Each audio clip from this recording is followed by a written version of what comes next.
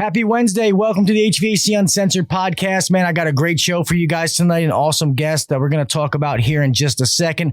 But as always, the HVAC Uncensored Podcast is brought to you by my friends over at Yellow Jacket.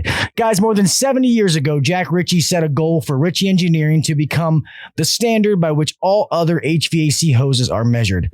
In the last 7 decades, the Yellow Jacket brand has not only become the standard in hoses, tools, refrigeration gauges, manifolds, HVAC vacuum pumps, and refrigerant recovery machines, but it's become legendary.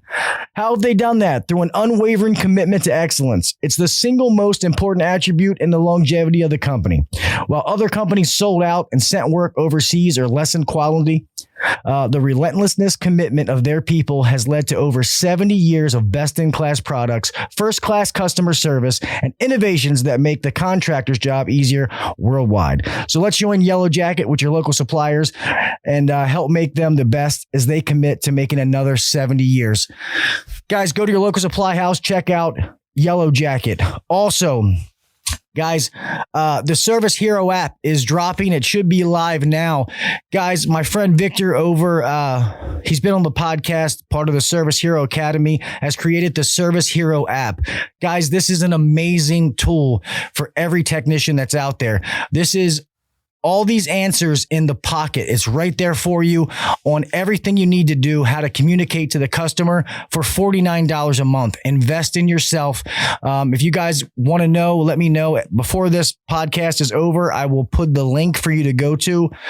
Just click on it and you can sign up. All of our techs are doing it at my company that I work at, and it is amazing. I think every single one of you should check it out, the Service Hero app. All right, let's get on with this. Oh, first, almost forget to do this.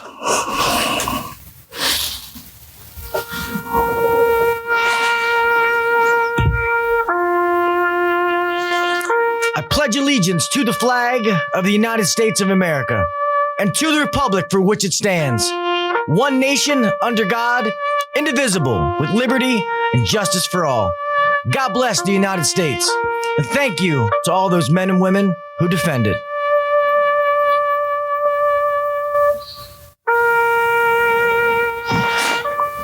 God bless. It was easier to do that as a recording. All right, guys, let us go. It's on to the show. If you're trying to take your HVAC game to the next level, then buckle your seatbelt, crank up the volume, and try not to be offended. Because you're listening to the HVAC Uncensored Podcast with Gil Cavey and Kelly McKay. Now, here's Gil and Kelly. What is up, everybody? Like I said, welcome back to the HVAC Uncensored Podcast. I'm your host, Gil Cavey Jr. Some of you in this group may know who I am. Some of you don't. I know this group had to get changed because the other one got shut down. But this group is mine. I am Gil from the HVAC Uncensored Podcast. I've been doing some of these shows early in the morning. Let me switch these cameras. Some of these shows early, like 9, 10 in the morning, some at night. Let me know what you guys think. Do you like the later shows? Do you like them early? We'll try to mix and match. But anyway, I have a great guest for you guys tonight, man. A good friend I've had the pleasure of meeting at AHR.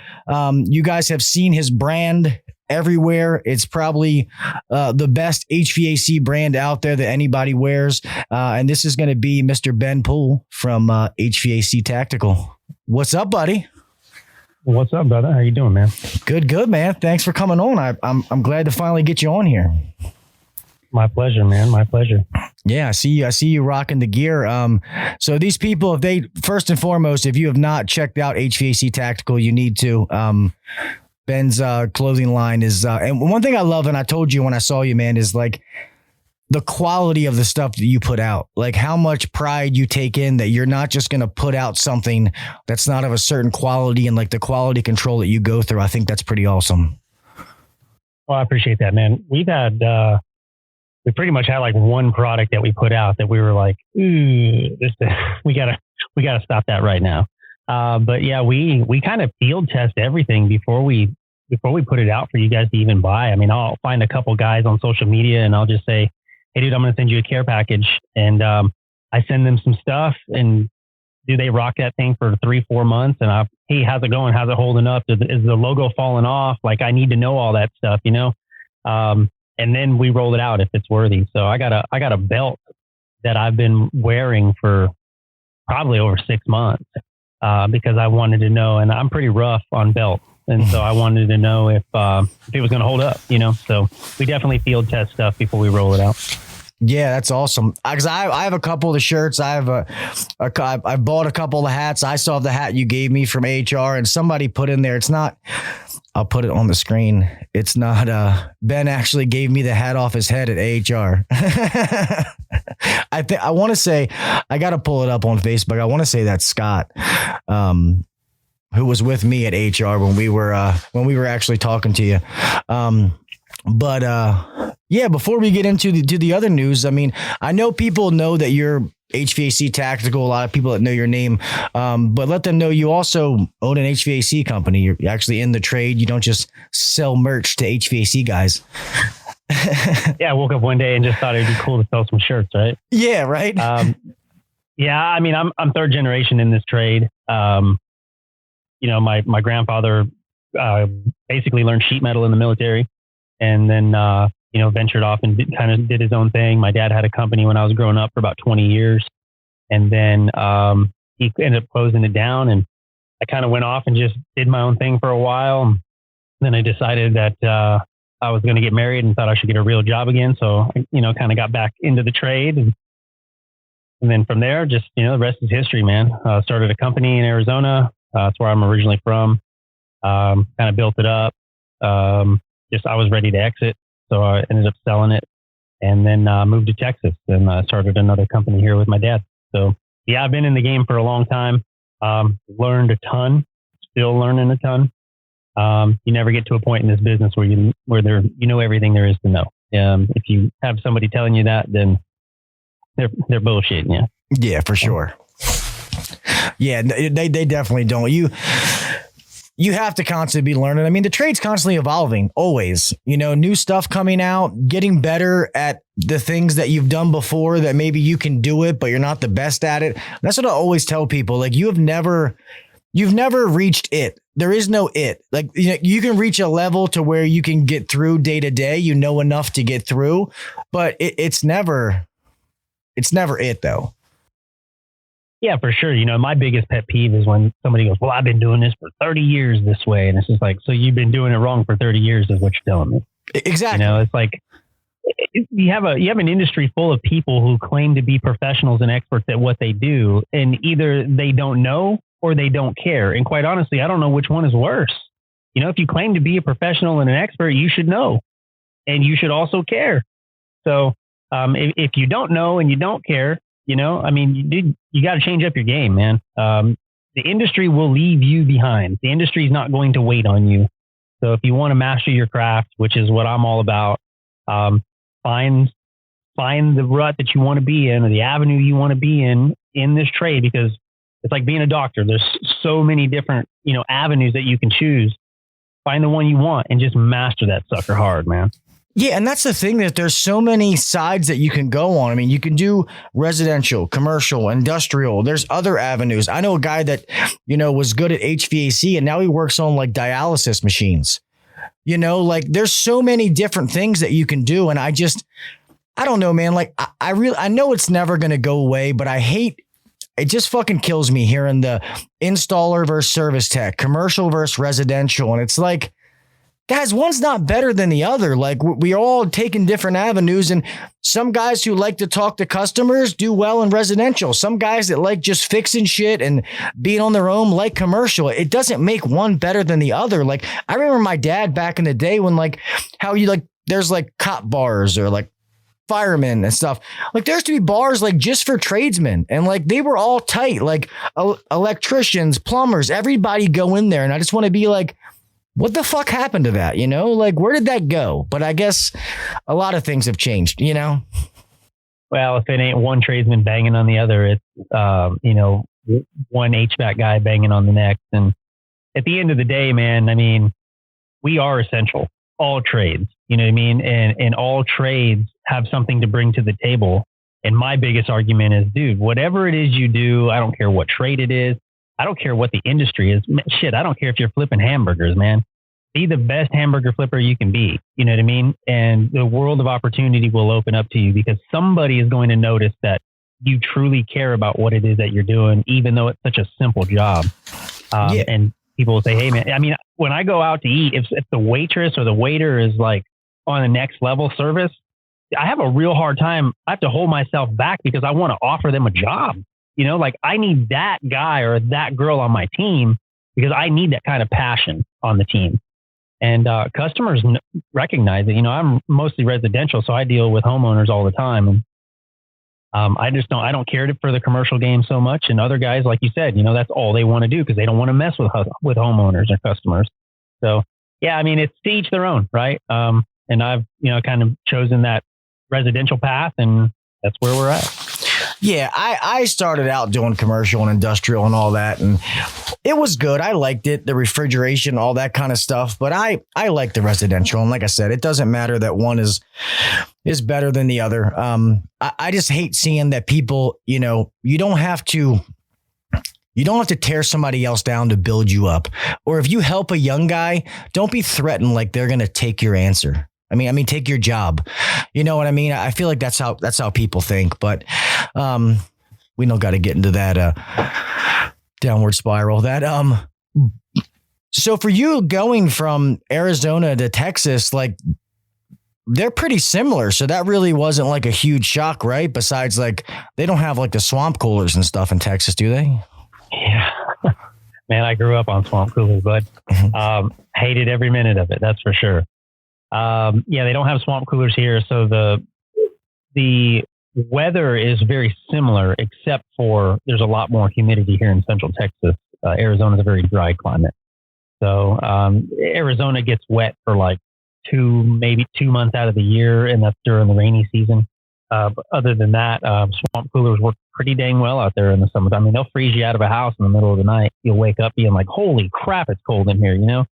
But yeah, man, I don't miss swamp coolers. They're dirty. They're nasty. They rot your roof. They rot your ductwork. I mean, they're just bad. So, yeah, the markets here are similar in ways, but different in ways. And so, like, I grew up in a sheet metal shop making sheet metal for everything. And so in Arizona, everything is sheet metal with kind of a mixture of flex duct. Here, I came to Central Texas, and they're cutting 1.5 inch duct board. And I thought, what the hell is this stuff? You know, I never messed with duct board before. And, you know, people making plenums out of them and, you know, trunk lines. And I just thought, this is ridiculous. I mean, you get, you poke a knife right through it, right? Or a pencil or whatever. You scratch the silver jacket off and you just pierce the vapor barrier. So now you're leaking air. Yeah, for me, I'm not a fan. Metal is superior in every way, for sure. Yeah, so, that's just the way the market is here. Yeah, 95% of stuff here is all metal. There used to be some counties around here that allowed duct board. It's just funny that you said that because we just had a lady. I think her mom passed away or something, and she's trying to sell the house, and it had duct board, and like a piece of it caved in. And I told her, I was like, "Ma'am, you really should replace this with metal." And she's like, "Gil, I know, but I just need to fix so it'll pass inspection so I can sell the house." So I had to buy this bundle of duct board when I didn't need all of it, so that we could fix it. And now I got, you know, Ryan, the owner of my company, is like, the fuck are we going to do with all this duct board? Like, we never use this. I'm like, I don't know. I'm like, she paid for it. I'm like, we had to buy the whole box of it. But yeah, it sucks. I agree. Metal is so much better in every way. Yeah, it really is, man. And that is an art in itself, you know, being a sheet metal guy. I suck at metal. See, and that's one thing that I'm weak at when it comes to metal, because with my dad, I kind of went right into service, like commercial, industrial. I did refrigeration, kitchen equipment. I was always on the service side. And even when I got into residential and started doing installs, like helping the install team, there was always an inside guy. That's what they did. So I was there helping out, banging out the outdoor unit, coming in and helping them do things. And I can make metal. I mean, I'm not a dummy. I mean, I can figure it out, but I don't know metal like some people, and they look at it and be like, oh, I got, and they just go to doing it. Like I don't have that confidence. Yeah. You have to be able to visualize in like a 3D, in a 3-dimensional figure. So it's an art, man, and it's a lost art because a lot of people just throw a slab of metal in a plasma cutter and hit the button and it's off to the races. So I grew up in a sheet metal shop, picking up sheet scraps off the floor, sweeping the floor, learning how to fabricate. Then I went into installs. Then I went into service. And then I went into management and then running my own company. So. To be honest, though, I feel like that is the best way, though, in the long run. Guys that start out doing the metal, because sheet metal is like it's a trade within itself.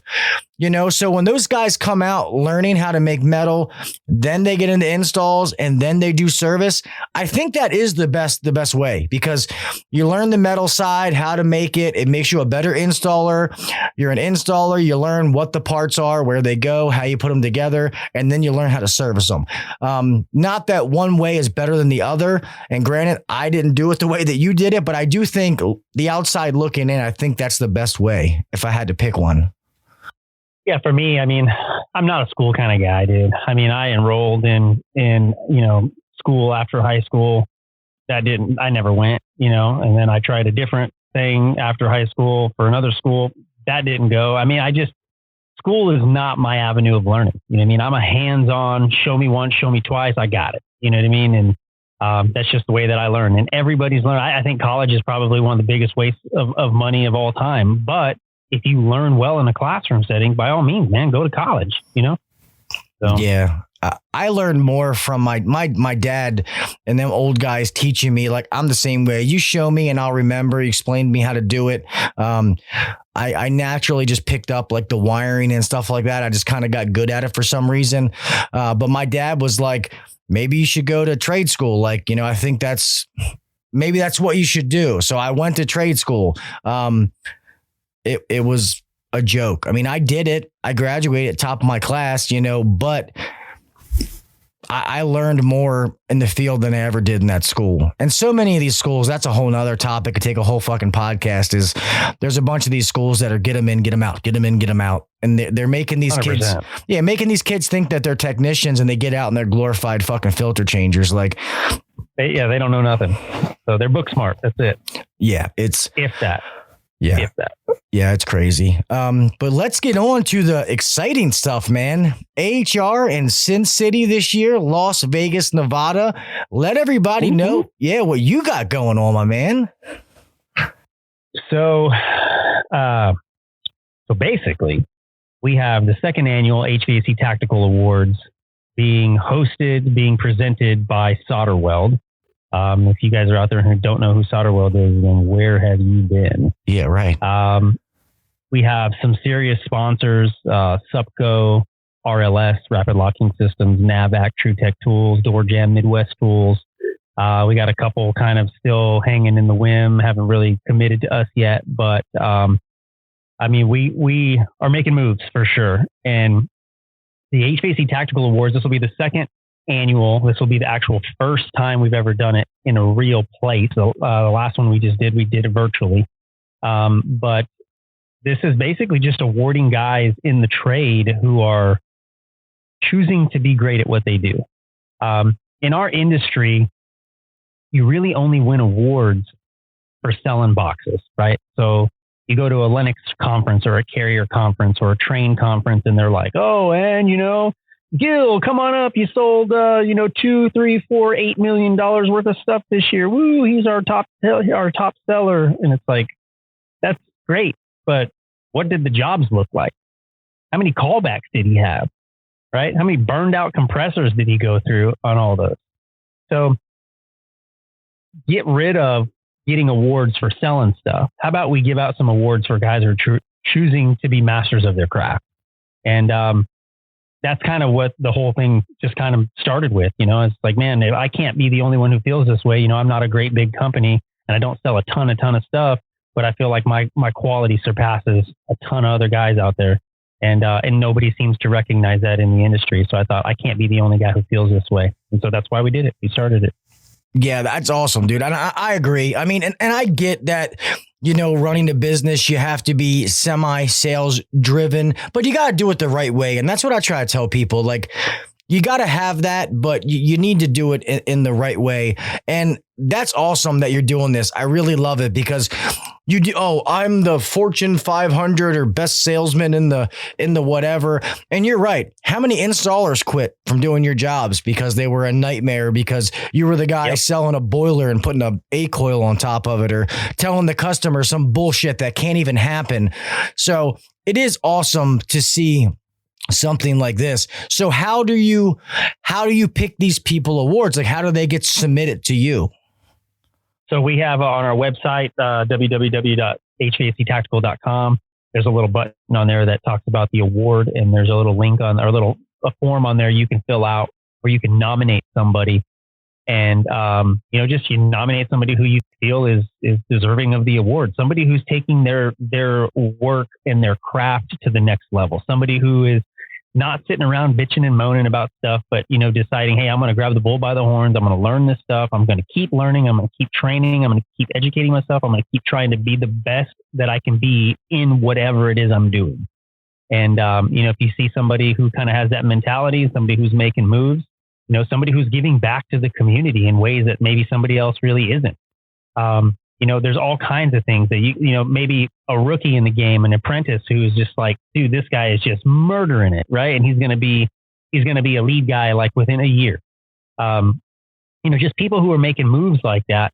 Those are the kind of people that we want to recognize, women in the trade. We want to recognize women in the trade. There's beginning to become a whole lot more of them.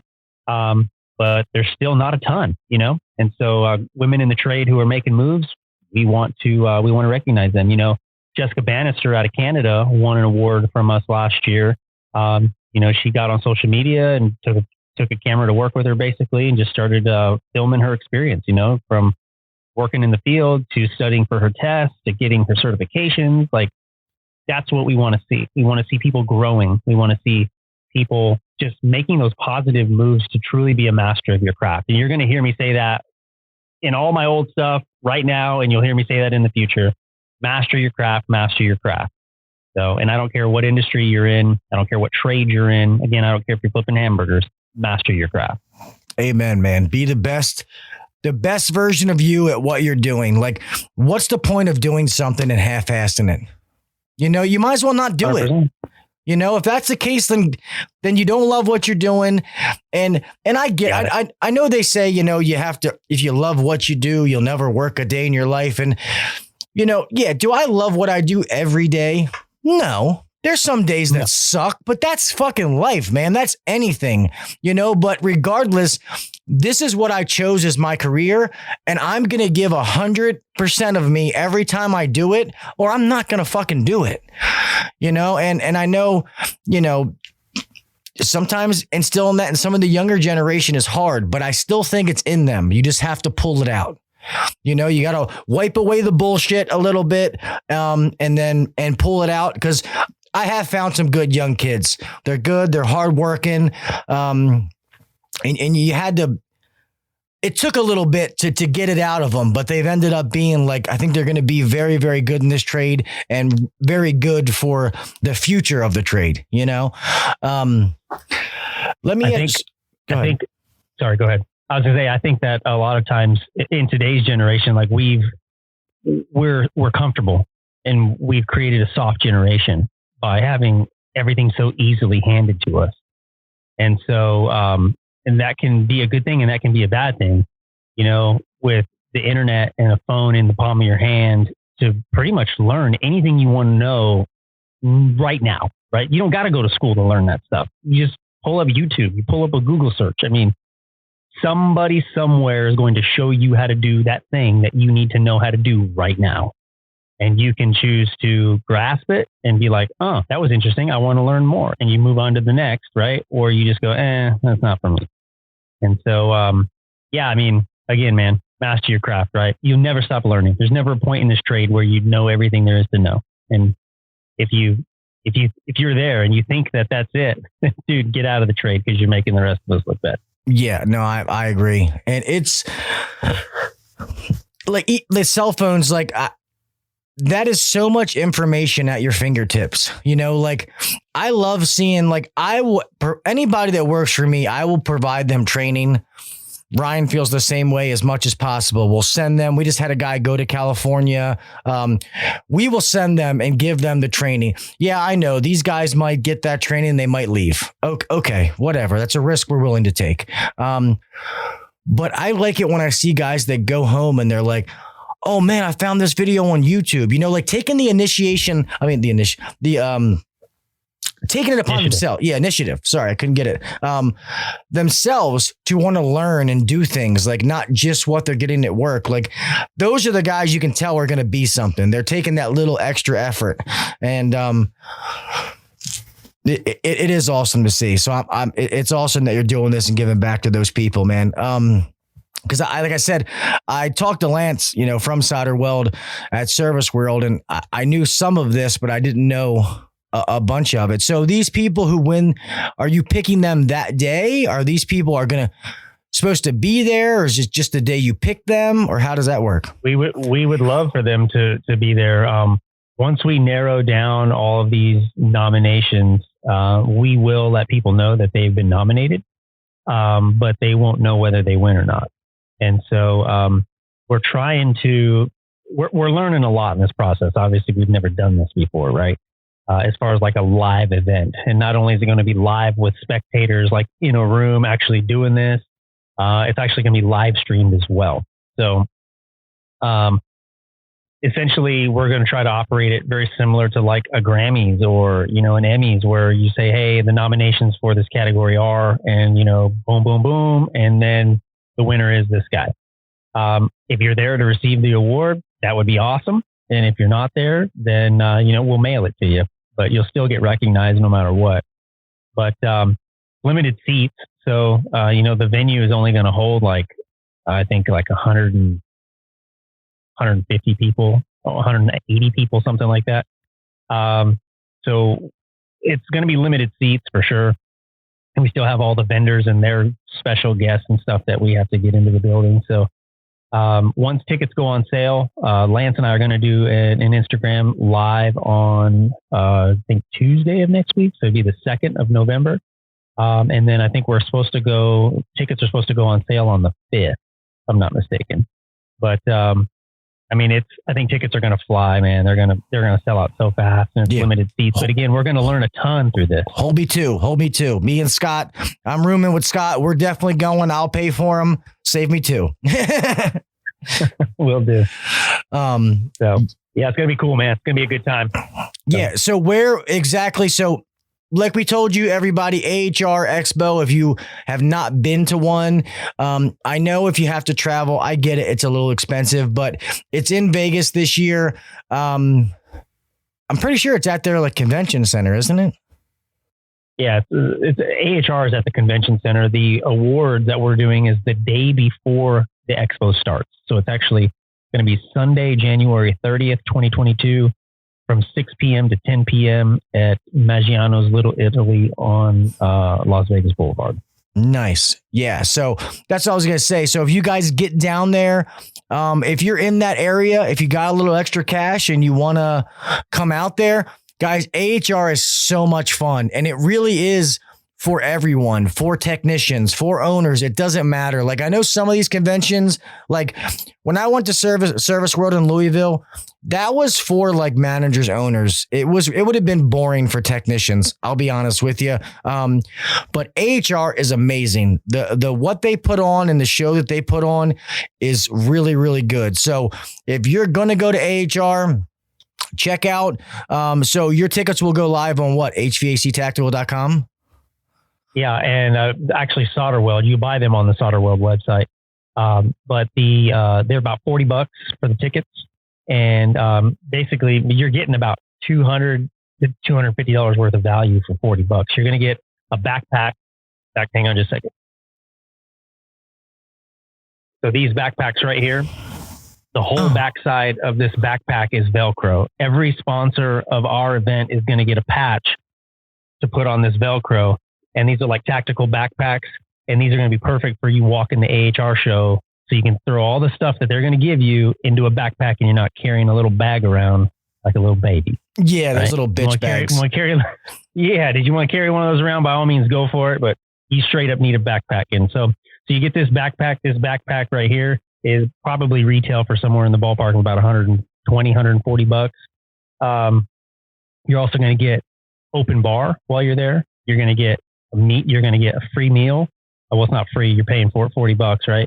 And then you get to network with all the top influencers in the HVAC game. I mean, everybody's going to be there, man. Howard's going to be there. Jeff J. Dem. He hasn't committed yet, but I'm pretty confident he's going. Flintstone's going to be there. Reefer Guy's going to be there. Ernesto, Tito Vlogs, he'll be there. So, all the top guys on social media will be there. So, I know Gary from HVAC Know-It-All will not be there, but Jessica Bannister's coming down. So from Canada, Ben Thompson, also known as HVAC Strong, he will be there. So a lot of big names coming in. It's just be a great time to get together and rub some elbows with people, get to meet people, network with people, just make some good connections, man, and make some new friends in the HVAC game for sure. Zach Desjardins, my brand ambassador, he'll be there as well. So. Nice. Yeah, I'd love to finally meet Zach. So yeah, everybody, I will be there. I'll be at HR. I'm going to be at this event. I can't wait. I think it's going to be awesome. And I love that part. There's one thing I love about AHR, like the expo itself is fun, but just meeting everybody, it's such a good time. Like I got to meet you last time, just meeting different people. I think that's almost the best part of it. And then for me, being able to meet some of my listeners and viewers when they come up and see you and put a face to a name, like it really is an awesome time. So and then some of the other influencers, being able to meet them, you talk all the time, or maybe we text, but finally getting able to meet them in person, like it is such an awesome time. Like I look forward to it. And it sucked it got canceled last year. Yeah, I was pretty bummed about that as well. But yeah, man, it's, my very first expo show I ever went to was like in 2010. And it was just like, whoa, there's so much here that I never even knew existed. Like if you're like me and you just nerd out on HVAC stuff, you're going to love this show. And so the show alone, just the content of the show is awesome. AHR does a really good job of putting on a really good show. But for me, man, it's the people. Yep. Networking with the people. That's really what makes it what it is. Yeah. So, I mean, the tickets that you buy, like Ben just said, like his thing's going to be, it's $40, but look at all the shit you're getting. You're getting way more than $40 plus meeting the people, the value of being there.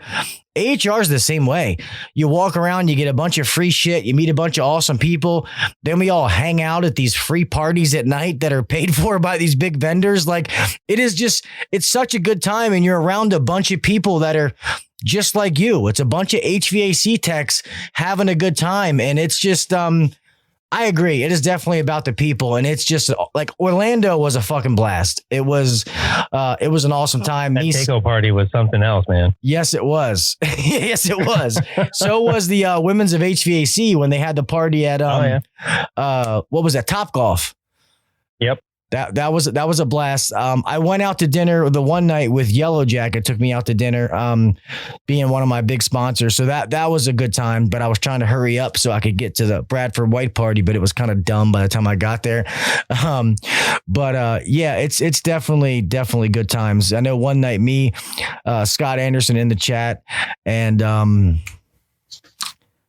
Chris, HVACR videos. Chris Stevens. Oh yeah.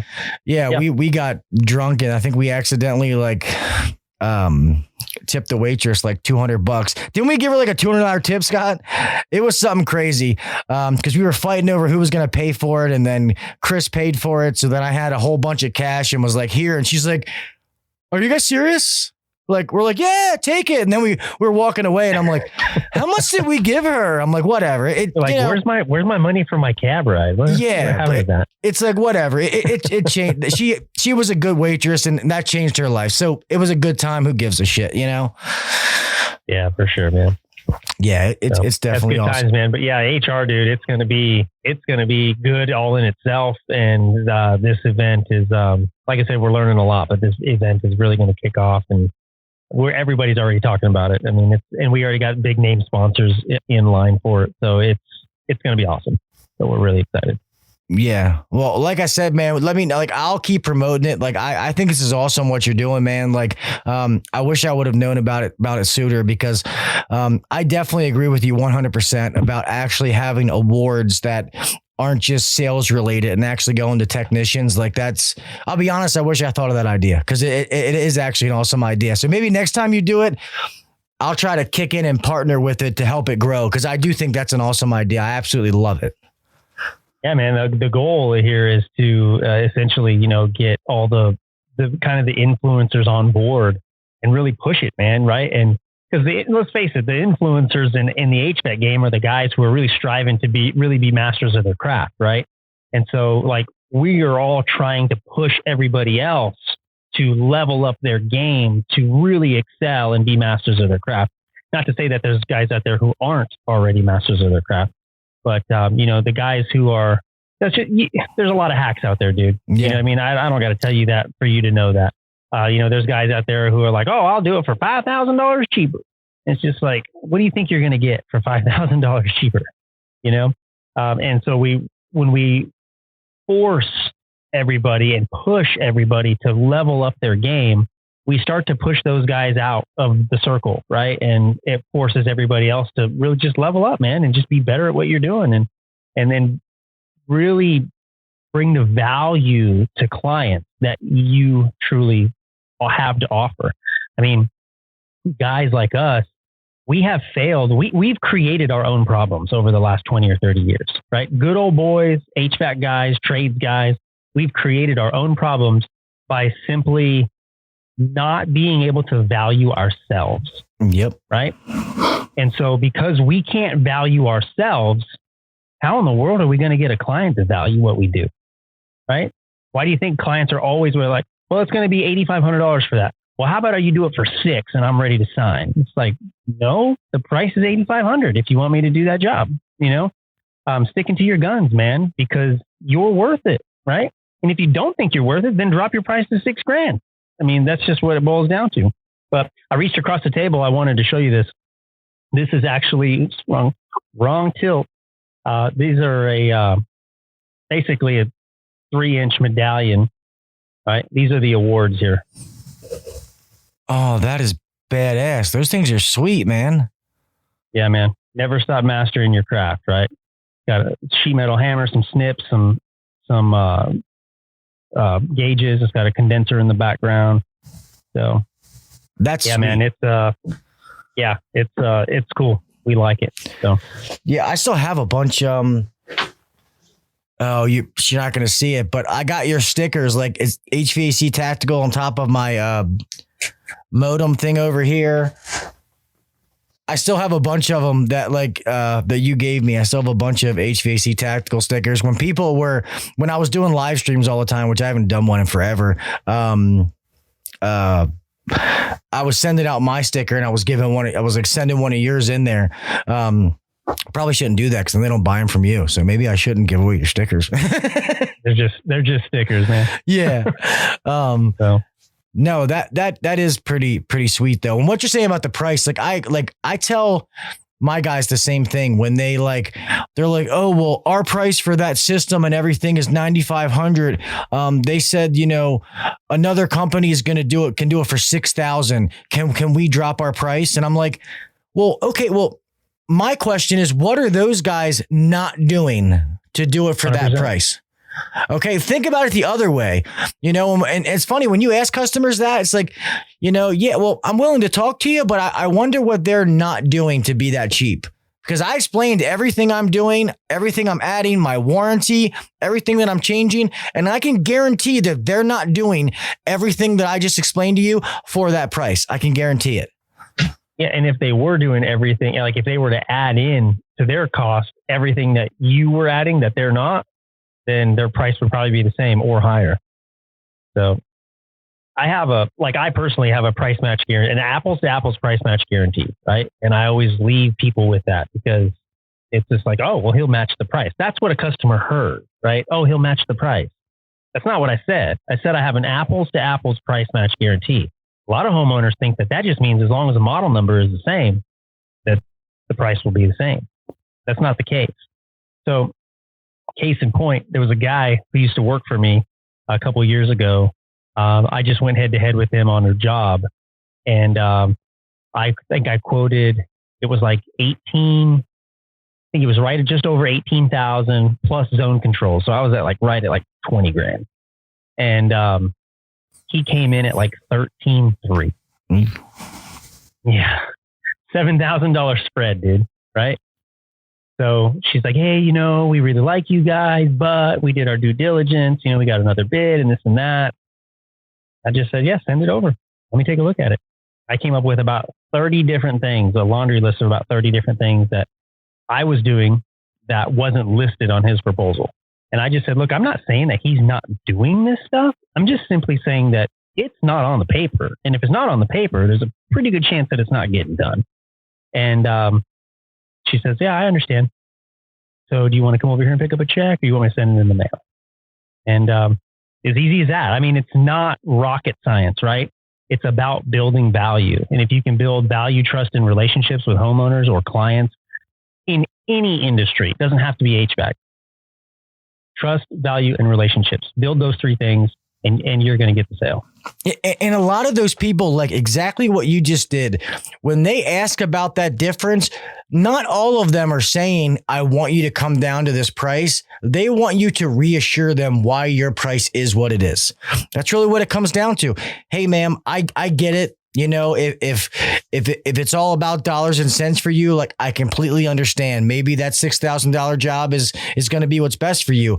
But I know for my job that we're giving you a quote for $9,500, that it's going to be done 100% right. We're doing everything. We warranty our work. We stand behind it. Money back guarantee that if you're not happy, I'll rip this thing out. And I will put something else in, all those things. And, all my guys are drug tested. They're trained. I don't send in subcontractors. Like all those little things add up. And when you start building that value with people, they're like, yeah, man. They're like, and I had one customer one time after he was done, he was like, for what you guys do, he's like, you should charge more. I was like, you know what? I appreciate that, man. I was like, I really appreciate that. And he was like, I'm already locked in. I signed, right? I'm like, yeah, but not on my job, right? Yeah. I'm like, you're good, man. I'm like, but I appreciate you saying that. So now you see for what we're doing for the cost, it's still a steal because we're doing all those extra things that we just include. Like to me, some counties around here, like you have to pull permits for some things. And if it has to be done, we pull a permit, no questions asked. If it doesn't have to be, we leave it up to the homeowner. But I explained to them, we do every job like we're pulling a permit regardless. It doesn't matter whether we have the piece of paper or not. Every job looks the same. Like you look at a permanent job, an unpermitted job, you can't tell the difference. So it doesn't matter to us. Yeah, we're pretty much like most of our stuff here is in attic spaces. I don't know. Your guys' stuff is in basements mostly, right? We have attics too. So basements, attic. We have a little bit of everything. Basements, attics, crawl spaces. Every place is different, right? And I've used to do a lot of training over the last 4 years. And so I would travel the country from coast to coast. And so I was able to see how things are done, in the Northeast and how things are done down in Florida and how things are done here in Texas and down on the West Coast and even up into Canada.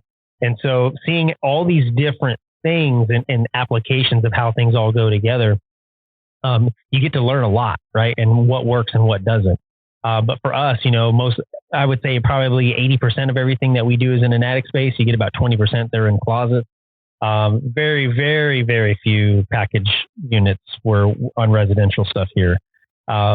But we're replacing plenums and adding 5-inch thick filters and dialing in your static and dialing in your refrigerant charge and brazing with nitrogen and flushing the lines or replacing the lines. I mean, there's just all these details, plugging the hole.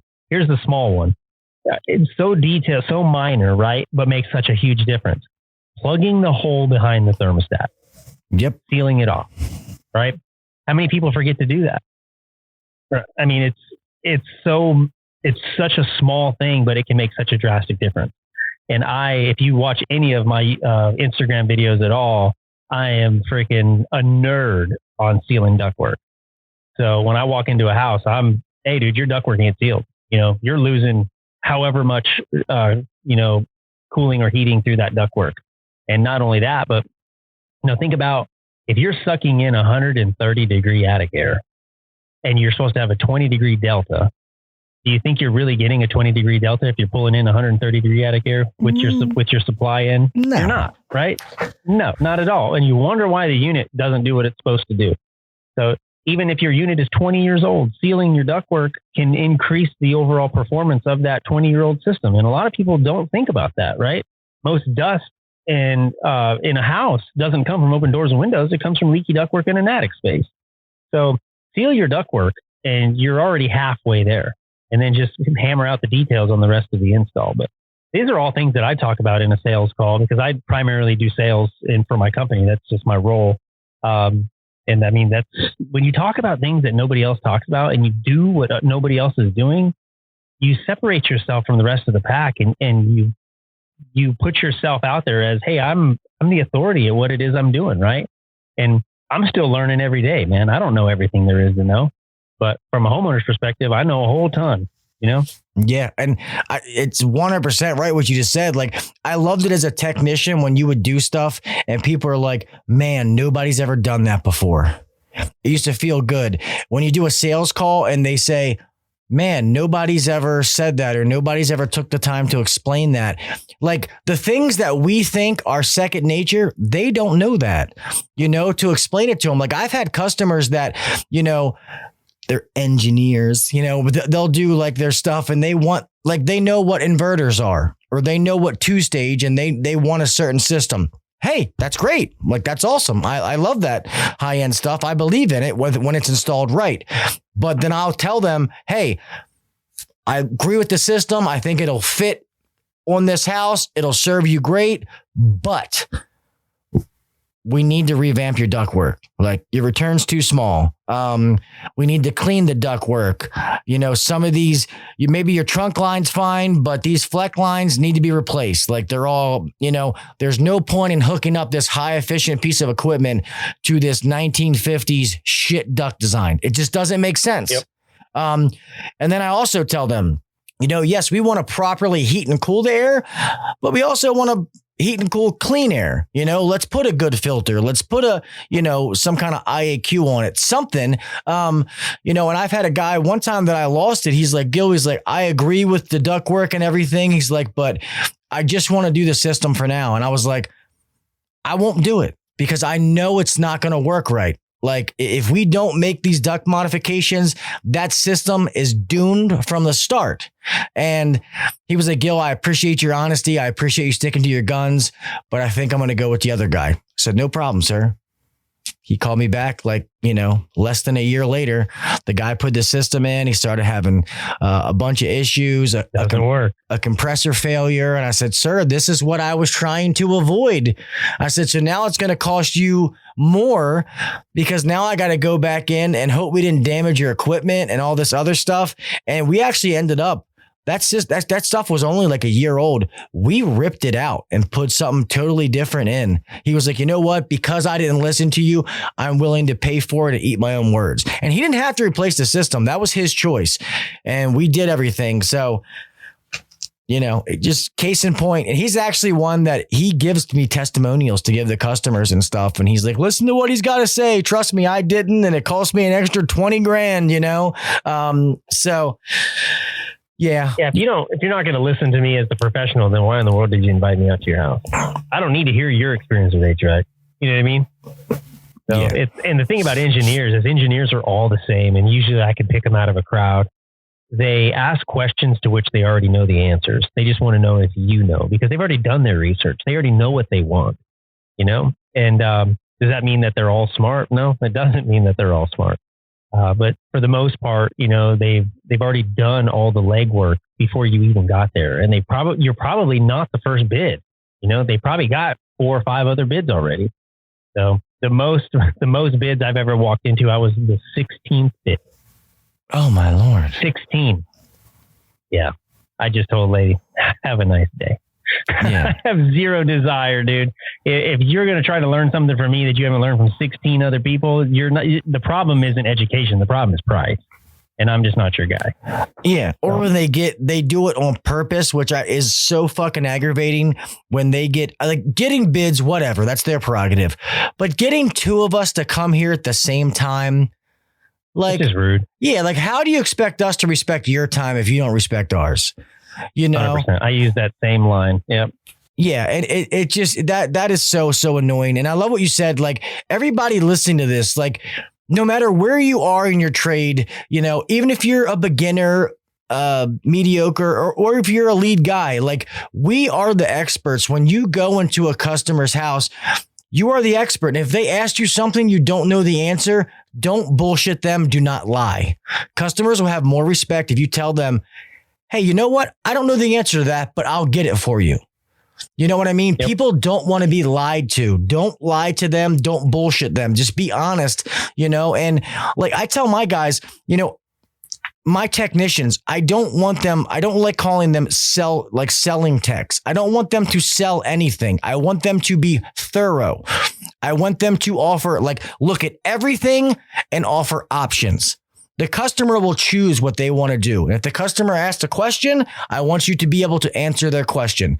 Point blank, period. If they decide they don't want to do anything, guess what? That's fine. We did our job, but you documented it. And if they call back 6 months later, hey, my drain's leaking. Oh, well, I see that John was just out there and he recommended a drain cleaning, or that's probably because that's included, but you know what I mean? They recommended something and they chose not to do it. That's what I want guys to do, not be douchebags and, sell shit that isn't needed. And to be honest, I hate to use this analogy, but it's kind of like how people were mad at police officers and there was some bad apples, but 99% of them are all good. I think it's the same with all the technicians. Yes, there is some douchebag scam artists back out there, but I want to say that 90% of them, they're doing the right thing. Well, I hope so. I'm probably giving a little too much. Yeah, no, I understand what you're saying. Yeah, I always tell my guys, I don't want to sell stuff just for the sake of selling stuff. Yeah. I need to be able to sleep at night. Exactly. But I'm all for offering something that is going to have a direct impact on either that unit or the comfort of that person in the home. And so that's really what I focus on. We sell mostly inverter driven systems, mostly high end stuff. I mean, our average ticket price is probably in the $14,000-$15,000 range. And, those are, like 5-stage carrier systems. And so when you really boil it down to what is it that we try to specialize in, it's high efficiency, high comfort systems. That's what we offer. But I don't ever sell based on efficiency. That's just not what I do. You'll lose every time because it takes a long time for that system to pay for itself in energy savings. Like buying windows, right? Or when I hear somebody go, oh man, I just bought this Tesla, man. I love this car. You know how much money I'm going to save in gas? And I'm like, you know how much gas you can buy with $90,000, bro? Yeah. That's funny. Yeah, no, you can't That's a ton sell of fuel, but I don't know. Right now, gas is pretty pricey. So. Yeah, no, it's like what, 6 gallons? Yeah, you can't sell on efficiency. It's, you definitely got to sell on the comfort and that system's going to use less energy while doing more. That's what I say. And I always tell people that, it's not, I've always told them, I'm like, all systems cost the same over the life of the system. Whether you put a little bit more up front and pay less over the life, or you put less up front and more over the life, it all kind of averages out. Yes. Is the more expensive stuff, the higher efficient? Is it going to be more expensive when it breaks? Yes, it is. The parts are more expensive. I'm not going to lie to you, but that's why I'm giving you a 10-year parts and labor warranty. So you have 10 years, a decade of your life that you don't have to worry about it. We're going to come out here every year. Like a lot of those ones, I include a 10-year maintenance plan too. So for 10 years, you don't pay for parts, you don't pay for labor, and we're out here servicing it twice a year for those 10 years. So 20 times we have our hands on it, and we're going to take care of it so that you're not going to have issues. So I feel like all those little things that people chirp can be combated, with something simple. For sure. Well, a good sales guy, and I'm not one to I don't really like sales guys, so to speak. I don't really consider myself to be a sales guy. I'm just a consultant, and I'm good with people. I mean, that's really what it boils down to. I like talking to people. I like, unless you're just an asshole, then I don't want anything to do with you. So, and they are out there. Believe me, they're out there. Yeah. So. I'm surprised you did this podcast, man. I'm an asshole. Just kidding. Yeah, I agree though. I'm a people person. I got a big mouth. I think that's why I like to do the podcast. I love talking to people. I love fixing people's problems, being that fixer kind of guy. And I know my craft. Like I know my products and stuff like that. And I just like to present and answer questions. And, I don't ever want to, I don't like to be considered a sales guy either. I know that I got good at it, and I've had some good years, but I think that's because I've had a lot of awesome people and a lot of awesome opportunities. It wasn't something that I was aiming for, and that's why I don't set a standard on what I want to sell. Whatever it happens to be that year, then we'll see it. That's great. But yeah, I just, What brand are you guys selling? I was a Carrier guy for 15 years, and we've been selling Goodman and Amana. Interesting. Yeah. And it's been, Goodman's just treated us so good, man. I usually have a ton of jokes, but I'm just going to hold them back. So, dude, I was the same guy. You can ask any of these people that know me. I used to be the same person, and it was hard. And I'll be honest, I still think when it comes to like the inverters and stuff, like the Carrier and the Train is a notch above. It is. I'm not going to lie. It is. I think we've all had a point in our career where we've sold Goodman and Amana. Yeah. So, the reality is they make a decent product. It's not superior in any way, but it's not necessarily a bad product either, right? It's all brands are relatively the same with a few things here and there, but installation is absolutely key. Yes, exactly. And that's what we try to do. We provide good installation. And it doesn't matter the color of the box that I'm putting in there. I'm going to warranty it the same. It doesn't matter. We did a lot of Lennox when I first came here. If it was up to me, we'd be doing all Carrier. But I've been happy, and Goodman has actually showed me there's some things I don't like how they do it. Especially the way they do some of their communicating stuff. Like I'm used to Carrier with the brain, the thermostat, and 4 wires, bam, you're good. Because Carrier owns that technology, Goodman got sued for trying to do something similar. So their brain is in the indoor unit, and I think it's kind of wonky, but once you learn it, once you familiarize yourself with the product, it's fine.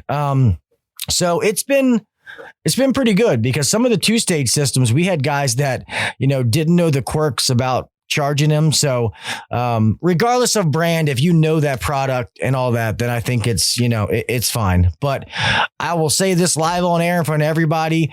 When we get our new house, that like my forever house that I'm going to go in and I buy a system, it's probably going to be a Carrier. I'm just going to be honest. Because I was a Carrier guy for a long, long time. I do love them.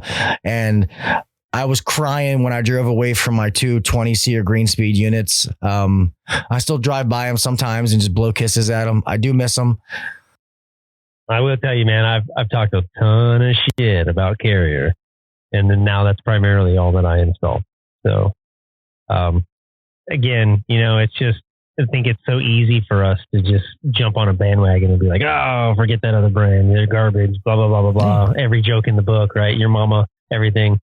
And I was a Lennox guy for many, many years, and I still like the Lennox product. But when you look at the differences like between Carrier and Lennox, I think Lennox makes superior hardware to Carrier, but I think Carrier makes superior software to Lennox. I agree. So the S30 thermostat from Lennox is just probably the sexiest thermostat on the market. But at the end of the day, it's like getting with a woman because she's straight up sexy. Well, guess what? That sexy ain't going to raise your kids, boys. Yeah. No. You know what I'm saying? Amen. So it's, they do make a sexy thermostat, but at the end of the day, it's the reliability of it is just not super stellar. We've had a ton of issues with it and just screens freezing and having to replace them and smart hubs going bad. And Carrier's been a really stout product for us. We like it. We like it. So it made me a believer for sure. Yeah. I have a lot of connects at, damn it. What is this doing? I have a lot of connects at, Carrier around here. So I've done them forever, but I agree. It's about how it's installed. And I think a lot of these guys, what they're familiar with, what their company sells, like, oh, I love Trane, I love Carrier, or they gotta be the guy that defends Goodman. Like, don't be ashamed of whatever brand you put in, but also we work on all of them, like don't be ignorant. Don't limit yourself to one because they can all do the job. They can all do what it is for the customer. And I agree. Any one of those systems, minus like Duquesne, Nordyne, AirTemp, some of those like shitty brands, like real shitty, like everybody knows they're shitty. If it's installed right, it'll work right. I know a lot of guys, dude, who are selling those Duquesnes and those off brands, Higher Airs or whatever they are. Yeah, but that's Carrier. They don't have problems with them as long as they install them right. Yeah. So yeah, it's a huge misconception that the brand wars in this industry have done a really good job of picking sides. Getting people to pick sides. Yeah, I heard one guy one time and he was like, dude, I fucking hate Carrier. It's why I sell Bryant. I'm like, it's the same fucking thing, dude. I'm like, one is gray and one is tan. Like, you're a moron. I don't like GMC. That's why I sell Chevrolet. Yeah, exactly. I was like, you got to be shitting me, dude. Are you serious right now? Yeah, like people hit me up all the time and they're like, Gil, I'm starting a company and, what brand should I sell? I'm like, I can't answer that. Like, it should be about who takes care of you, what supplier, build that relationship. Like, that's why we sell Goodman here, because Goodman, they bend over backwards for us. The deals they work out for marketing. If we need something, I could call so it's 10:30 here, on the East Coast. I could call my salesman right now and I guaranteed he fucking answered. I could be like, hey, man, he'd probably be like, hey, Gil, what's going on, bud? Hey, man, I was out late and I sold a system and I need it for tomorrow. Give me 15 minutes. I'll make it happen. That's why we sell Goodman, Yeah, people don't realize that, you as a contractor, you're essentially just the middleman, right? Yeah. Like, you are the face of everything behind you because that's all the customer ever really sees. But really, you're just a middleman. Your magic is solely dependent on the people, upstream from you, right? Your reps and your manufacturers and anybody else who's giving you any other material. So, you got to develop, and I try telling these guys in these sales classes, you got to develop relationships with your TMs, with your sales reps, with your parts reps, like if you guys aren't going out to lunch with these guys and letting them pay for your lunch, you're doing something wrong, dude. Yeah. And they will gladly buy you lunch. Yes. And they work with you, not for you. Okay. Correct. Don't ever forget that. Some of these guys, they call them and treat them like shit. Like, hey, these guys, and most of those guys aren't supposed to be order takers, but they do it. They help you. Ours brings us lunch. He brings the girls in the office lunch all the time. We have these company fun days and parties, and we'll invite those guys to come because of all the stuff they do. The Goodman, and then we have a Johnstone that, since they sell Goodman here too, they're like our secondary. but we get all like truck stock and stuff from them. And like, they literally, like, they bend over backwards, and those relationships and them they can count on us and we can count on them. That's why we do what we do. Right. You know, I know I could get that with Carrier because of my relationships, but you know, it's until Goodman was to fuck up in some way, which I don't see happening. If it ain't broke, don't fix it, you know? Yeah. I mean, I shop where I shop and I buy what I buy because of the people who stand behind that brand. I mean, the people at the counter, the people, your TMs, those guys will make or break a brand for me. So, you know, when I deliver service to a client, man, my expectations are pretty high when I deliver it, right? So the customers' expectations usually aren't very high. So they're like, oh my God, like this is awesome, you know?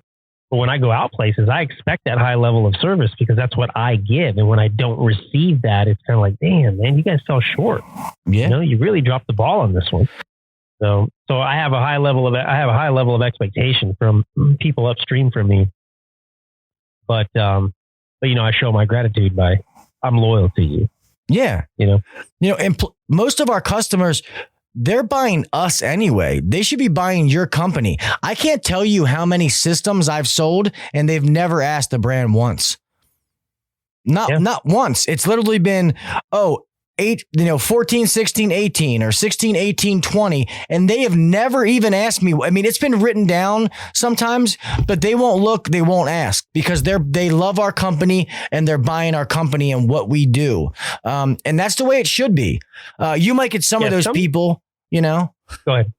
Oh, that they ask like, you know, my sister has a train. I want a train system, you know, or something like that. But most people don't, they really don't care. They really don't. That's what I was just getting ready to say is that if somebody's brand specific, they're usually tied to that emotionally at some point. Like my sister had it, or my dad used to work for Train back in the 80s or whatever, you know, or my last unit was a Carrier and it lasted for 22 years, you know, like that they're tied to that brand for some specific reason, usually emotionally driven. And most people buy stuff emotionally anyway, you know, back to the Tesla thing, right? You didn't buy that because it was efficient and didn't have to use gas. That's not why you bought it. You bought it because you wanted a damn Tesla, right? Yeah. Let's just be real about it. I mean, you bought it because you wanted it. Yeah, because that's the new thing and everybody wants Teslas. Until they make a bus version, all my family can't fit in one, so I can't have a Tesla. You know, when you got a small, I'm right there with you, dude. Yeah, I need like a short bus. Because I got to buy my wife a new car. And it's always been like the long Tahoe. Like now we have one of the Denali XLs. That's what I drive. Yeah, it's always been something like that. But that new Hyundai Telluride or whatever. Oh yeah, the Kia Telluride. Yeah, that's what it is. That thing is fucking badass, dude. And for the technology you get for the price, we might actually and you can get one of those longer too. That thing's pretty sweet. So that thing, when I go looking, I mean, I've always been like, I would do the Ford Expedition, any of those, but that one's up on the list, man. I test drove one of those and I was pretty impressed. He has come a long way. Come a long way. Yeah, it used to be just because of their warranty. Oh, it was 100,000 miles, 10-year warranty, but the thing's a piece of shit, but I'll take it anyway. And now you're going to need that warranty. Yeah. I mean, them and Hyundai have came up to now. They have like luxury. Like the one looks like the Genesis? It looks like a fucking Mercedes. If you stand next to it. That was when I think there was an engineer from Audi that came over to Kia and he really started revamping their lineup, and that's really where they really took off. Yeah, that's crazy. Same thing with Goodman. You know, they were down here, and some engineers came over, and they really took off. That's what I keep telling myself. Engineer from Audi came to Goodman, and started putting diesel motors in there. But yeah, man, we've been talking for a little bit, buddy. So I won't keep you too much longer. I cannot wait for AHR. Everybody, if you have the ability and the means to go to AHR, please do so. The AHR Expo, January 31st to February 2nd. The 31st, that's when yours is, right? 30th, the day before Expo. The day before. Oh, shit. So I have to fly in. Expo is Monday, Tuesday, Wednesday. Okay, yeah, because I'm flying in early Sunday, so I'll be there in time for yours. It's Sunday night, so Sunday at 6 p.m. That's when our thing kicks off. So which most people are going to get there the day before anyway, so you'll probably be safe. But yeah, if you plan on buying a ticket and attending what we're doing, then you definitely want to get there a little bit early. All right. So around November 5th, they should be looking at Solderweld's website to purchase tickets.